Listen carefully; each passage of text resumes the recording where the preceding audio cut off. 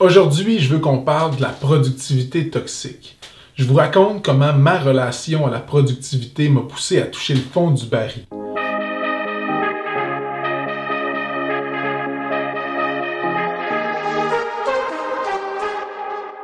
Dès que j'ai commencé à aller à l'école, j'ai remarqué qu'on valorisait énormément les enfants qui étaient capables de faire plein de choses. J'ai un souvenir très clair du moment où j'ai réalisé qu'il y avait des jeunes qui étaient capables de mettre les bouchées doubles. J'étais au secondaire, puis comme à chaque année, on devait faire un test navette. Il y avait un gars dans ma classe qui gagnait à chaque année depuis le secondaire 1.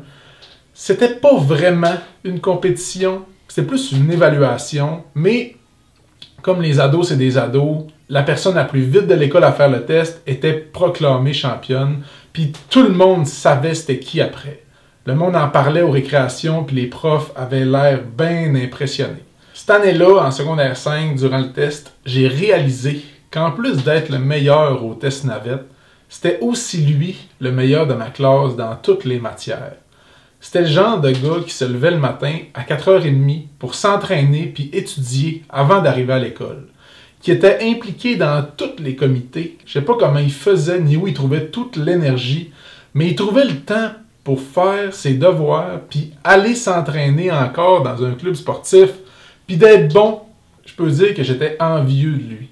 J'étais jaloux à quelque part puis j'aurais aimé ça, moi aussi, être capable d'en faire autant. Après le secondaire, j'ai travaillé fort pour développer ma capacité à gérer mon temps. Je pensais que si j'arrivais à en faire plus rapidement, puis pendant une plus longue période de temps, les gens comprendraient que moi aussi, je suis bon, que moi aussi, je peux être productif, puis que moi aussi, je peux réussir dans la vie. Je voulais gérer mon temps comme lui, comme quelqu'un de productif. Parce que c'est ça qu'on m'a fait comprendre au secondaire. C'est ceux qui maximisent leur temps puis qui sont capables d'en faire plus. Puis plus, c'est ça qui est valorisé partout dans notre société. Chaque minute de ma journée était dédiée à quelque chose de productif. Fallait bien, j'étudiais en psychologie puis je voulais aller au doctorat. Pas une minute passait sans que je sois en train de m'entraîner, que je fasse des devoirs, que j'étudie. Puis, quand c'était pas ça, je passais du temps avec des amis qui me ramenaient à l'ordre. Étudier plus fort, puis plus longtemps. C'était ça la clé. Si je voulais mériter ma bière, fallait que j'aille assez souffert. Work hard, play hard, qui disait. Pendant 2 ans, c'était ça ma vie. Mon agenda était loadé. Je planifiais mon étude, mon sport, mon sommeil.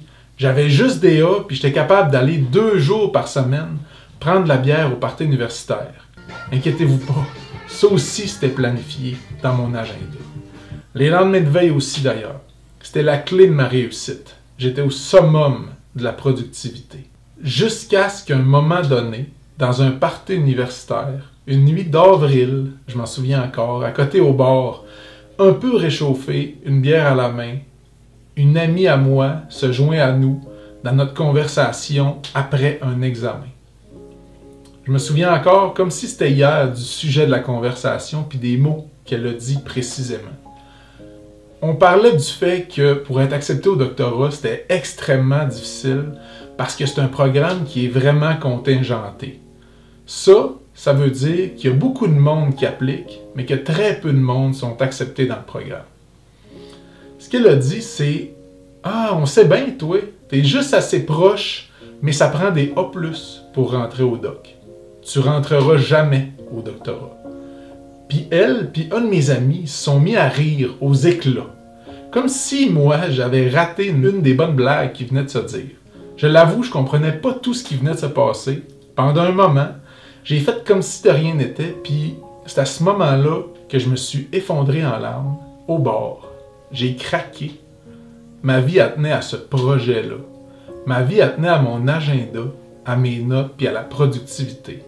Toutes mes heures étaient dédiées à cocher des cases dans ma to-do list. Je marchais à chaque jour sur une corde raide, une corde tellement tendue qu'un petit commentaire taquin provenant d'une amie prononcée autour d'une bière l'a fait péter. Une première crise de panique, attaque de panique, bref, c'est ce que mon docteur va me dire que j'ai fait. Ça m'a pris ce moment-là pour réaliser que j'avais compris tout croche c'était quoi la productivité. Dans les faits, j'étais pas productif pantoute. J'étais occupé. J'étais très occupé. J'occupais toutes les heures, les minutes puis les secondes de ma vie à faire des choses, des tâches qui étaient pour moi totalement dénuées de sens. J'éprouvais aucun plaisir à faire ce que je faisais, puis en plus, je comprenais pas pourquoi je le faisais. Mais je persévérais quand même parce que je croyais que c'était ça qu'il fallait faire. C'était ce que tout le monde faisait autour de moi. C'était ce que mes profs semblaient valoriser quand j'étais au secondaire, au cégep puis à l'université. Être productif. Ça a l'air que c'était comme ça que tu devenais le meilleur au test navette. Du moins, c'est ce que j'en avais retenu. C'est ce que j'avais compris de la productivité. Dans les faits, puis avec un peu de recul, ce que j'éprouvais à ce moment-là, c'était de la pression. La pression de réussir, la pression de plaire, puis la pression de devoir faire absolument tout pour être accepté dans un programme contingenté. Après mon épisode de panique, j'ai compris une affaire importante. Si toutes tes journées sont pleines de tâches que t'aimes pas, mais qui t'occupent sans que t'aies l'impression que ça fasse du sens à tes yeux, à quoi bon faire autant d'efforts dans une direction que t'as même pas choisie finalement, puis qui visiblement te mène à l'épuisement, ou pire encore, à la panique. Peu de temps après ça, après l'épisode de panique, je me suis inscrit pour aller faire une session d'études à l'international.